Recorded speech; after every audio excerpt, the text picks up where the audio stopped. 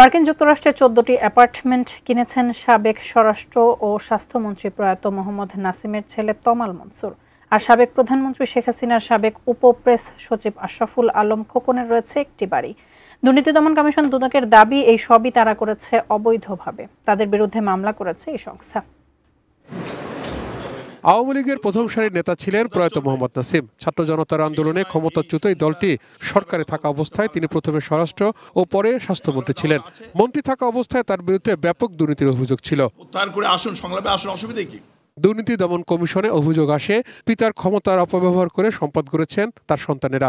এরই মধ্যে মোহাম্মদ নাসিমের ছেলে তমাল মনসুরের মার্কিন যুক্তরাষ্ট্রের অ্যাপার্টমেন্টের পাশাপাশি জ্ঞাত বহির্ভূত সম্পদ পেয়েছে দুদক। বাংলাদেশে এবং মার্কিন যুক্তরাষ্ট্রে ৬৭ কোটি টাকারও বেশি মূল্যের গাতুয়ায়ের উৎসের সাথে সঙ্গতিবিহীন সম্পদ অর্জন করায়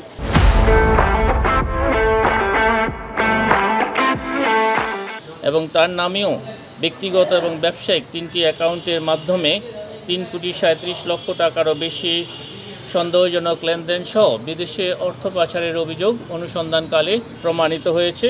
ক্ষমতাচ্যুত প্রধানমন্ত্রী শেখ হাসিনার উপপ্রেস সচিব ছিলেন আশরাফুল আলম খোকন। তার ও তার স্ত্রীর অবৈধ সম্পদ পাওয়ার কথা জানিয়েছে দুর্নীতি দমন কমিশন দুদক। রেজওয়ানা নূর, স্বামী মোহাম্মদ আশরাফুল আলম সরকারি ক্ষমতার অপব্যবহার করে অসাধু উপায়ে গাতুয়ায়ের উৎসের সাথে অসঙ্গতিপূর্ণ ৩,৮,০০,০০০ টাকারও বেশি মূল্যের সম্পদের মালিকানা অর্জন এবং বুক দখলে রাখার অভিযোগ অনুসন্ধানকালে প্রমাণিত হয়েছে। তমাল মনসুর ও আশরাফুল আলম খোকনের বিদেশে থাকা সম্পদ জব্দের ব্যাপারে কার্যক্রম নেওয়া হয়েছে বলে জানিয়েছেন দুদকের মহাপরিচালক আক্তার হোসেন। দেশে এবং বিদেশে যে সম্পদের তথ্যাদি পাওয়া গেছে সেই সংক্রান্তে ক্রোক এবং অবরুদ্ধকরণের আদেশ বিজ্ঞ আদালত থেকে নেওয়া হয়েছে।